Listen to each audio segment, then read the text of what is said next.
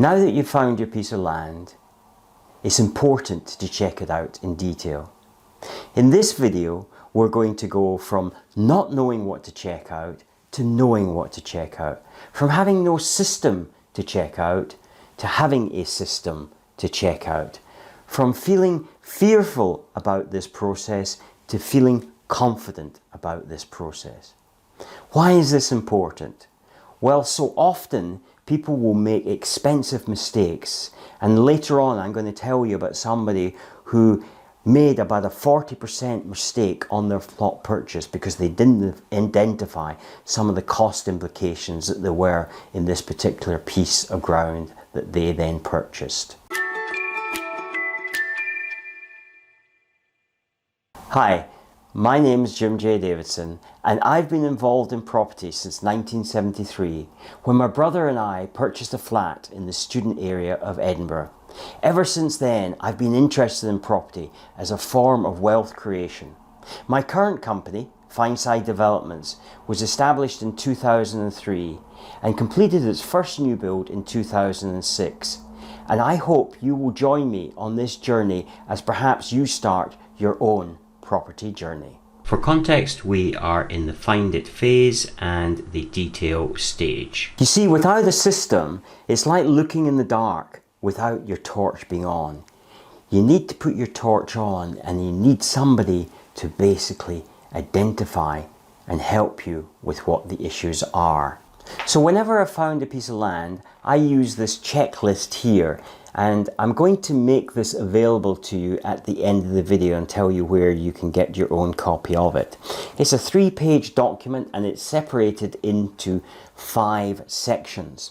The first section really talks about the first look at a particular site. In other words, does it potentially make sense for you? So depending on whether you're looking for a single site or a multiple site, what's the size of the site? We talk about what's the size of the site. Now, before you've done this, you want to know what the values are in that area. So you've got a fair idea of what size of house you're going to want to put on there. But if you don't, and you're just starting out, then you can do that on here, and it will help you calculate through the process and very early on decide whether that's going to be viable or not. So for instance, let's take a single house build where perhaps there is room for obviously just one house there. If you can't put a large enough house on there to make it viable, in other words, the piece of land is going to cost you too much and the type of house that you're going to put on there is not big enough, and therefore is not going to get a large enough selling price. Now, I've come across that before where there are some pieces of land that even if I didn't have to pay anything for the land, they still would not be viable. So this is an important exercise to carry out right at the beginning so you don't waste your time looking at this for any longer than you need to, and you can move on to the next viable or potentially viable site. The second area is strictly, there are 12 areas here which talk about cost implications. So some of the cost implications could be trees and vegetation. So there may be a lot of trees on the plot, and you may not be allowed to necessarily take those trees down. They may need to be cleared. You may need to replant trees even if you are able to take them down. So there are some cost implications. If you're not allowed to take some of the trees down, is there enough is there a large enough space to build the property or properties that you want to build in that space?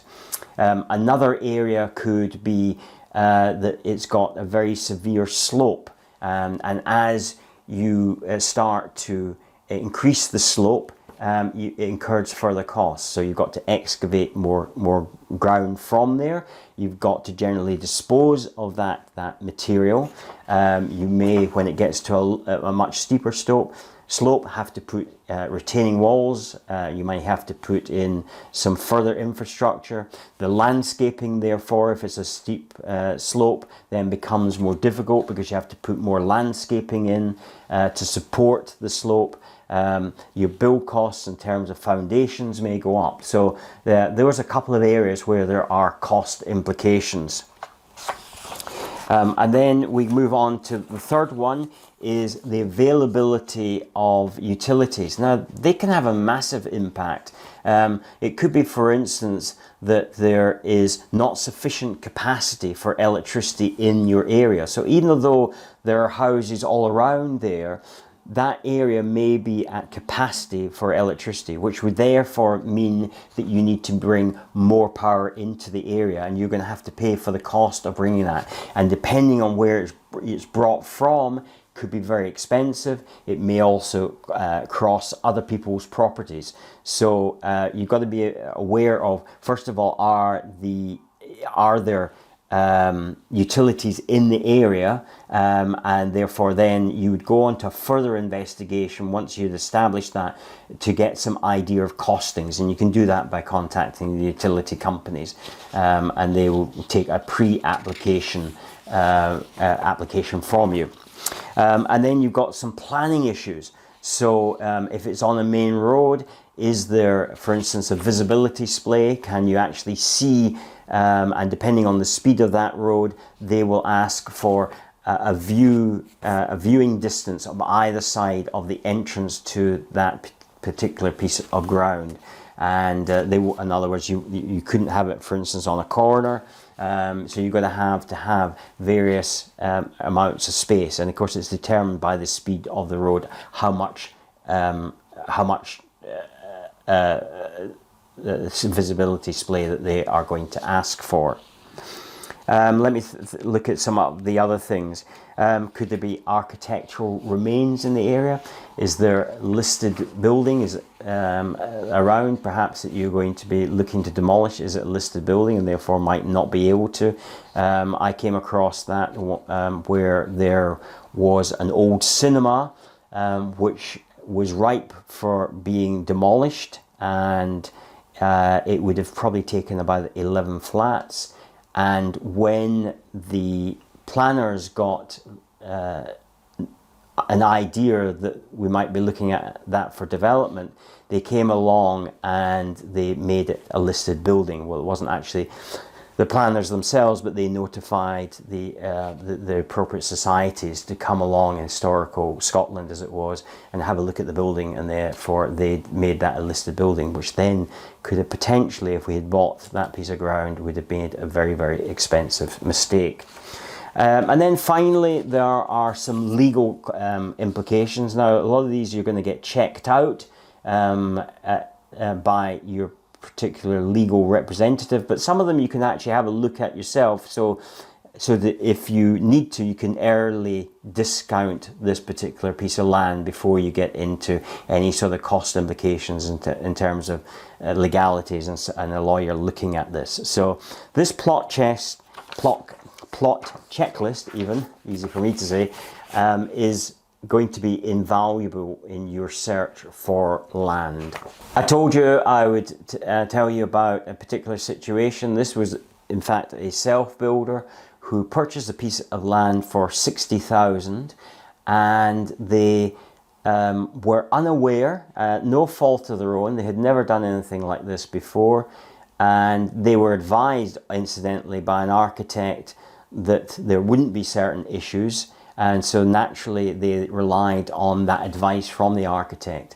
What ended up happening, to take a long story and cut it short, was that there was about £40,000 worth of implications, which then pushed up the price. So their plot that they thought they bought for 60,000 eventually really cost them 100,000 before they even put a single piece of concrete in the ground. And so it's very, very important that you check these things out.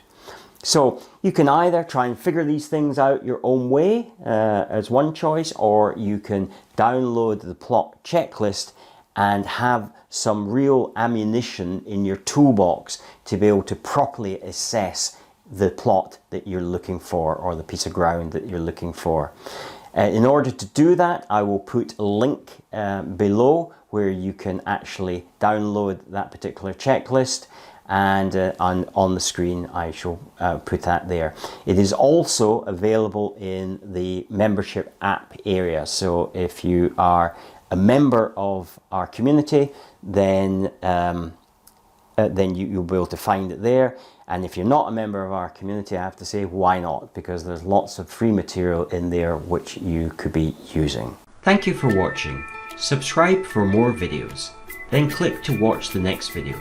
Please remember to visit our website at builditandprosper.com, Together app, or click on the button on the YouTube header if you're on desktop.